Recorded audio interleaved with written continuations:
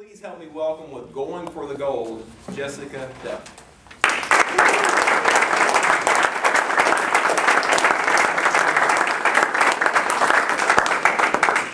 Mr. Toastmaster, fellow Toastmasters and guests, first of all, you may be wondering why we had a little change of schedule.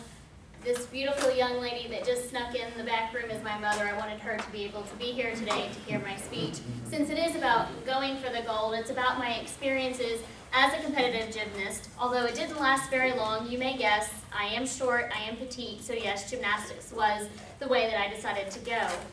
Now, for most athletes, they start off with practice. You've heard the phrase, practice makes perfect.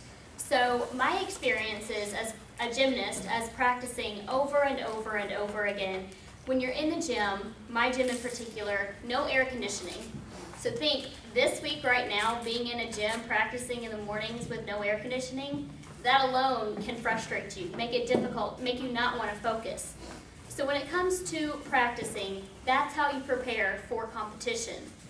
When you are in the gym, or on the field, or in the court, you're practicing to make sure that you are going to perfect what you will perform for your audience, for your judge, for competition.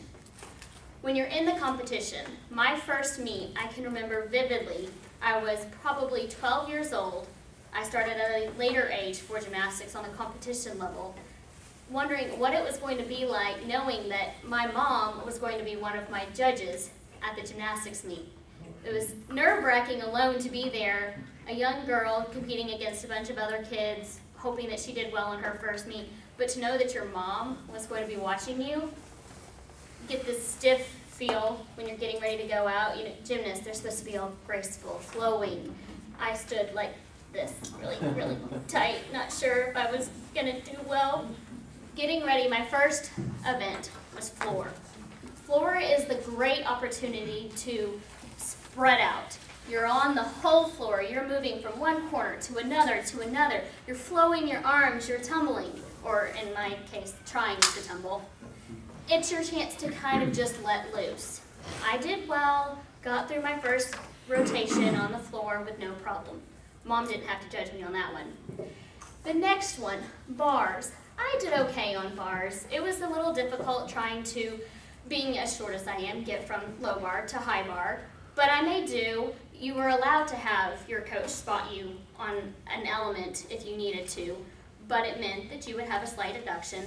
I felt more comfortable if my coach was there. So she spot me on one of my elements. I did fine. Not the best that I would have done. I think I fell once on the floor off the bar, but it's okay. I did okay. The next was vault.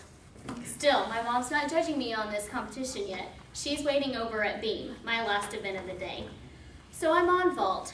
I'm standing there by the edge of the mat, looking down. You're supposed to look tall and confident as a gymnast. I'm looking down at the ground. I hear my name. I salute the judge. I step over. It's a front handspring over the vault. I've been working on it. Not my best subject at all. I run. I pounce on the board. I spring forward. My hands don't hit the vault. They go over the vault. I do a forward roll over the vault. You hear the collective from everyone in the audience. My coach runs over and I just sit there. Am I alive? And my mom is sitting over with her back to me, judging on the beam, knowing she heard Jessica Pipkin, my maiden name. She knows that collective gasp is because I've done something, but she can't turn her eyes from judging the gymnast that's on the beam at this time. You do 2 vaults when you're competing in a meet. So I get up, they say, are you gonna do a second vault? I said, well, yeah, because the first one is obviously a scratch because I didn't physically touch the vault. So that's a 0 out of a 10. So I run back down there and my coach spots me on this one, literally picks my body up, throws me over the vault, and I make it over. Not my best meet. So that is my 3rd event. I still have 1 more to go. I head over to beam and I see my mom sitting there trying to hold her smile because she knows something drastic has happened before. I get up there and I perform my routine. Not flawless, of course, just your basic skills. You have a handstand and a cartwheel. I'm not throwing flips or anything on the beam. And I perform it all right. Finish the meet, I did okay. First meet, only one major catastrophe, didn't break my neck, so we were good. Fast forward a few weeks, and I remember my next competition. I'm just going to tell you about my vault, because I look down at the end of the runway, and it's my mom, judging me on the same event that I did a dive forward roll over that apparatus. I'm standing down there, she says, Jessica Duff, I salute, and then right as I'm about to go, I look down at the judge's table at the corner of my eye, and I see my mom do this. I am floored. I said, I am going to prove her wrong. And I charged down there with all my might, and I put my hands on the front of the vault, not on top. Somehow I made it over, and I landed, and I turned around, and I saluted, and I went, I gave her that So, needless to say, competition can be very overwhelming. But it's one thing, sit back and think, how many times were you competing, participating in a team activity where your parent was standing there, not as your coach, not as your friend, not as your parent in the audience, but they were the one that judged whether you did well, success, or failure.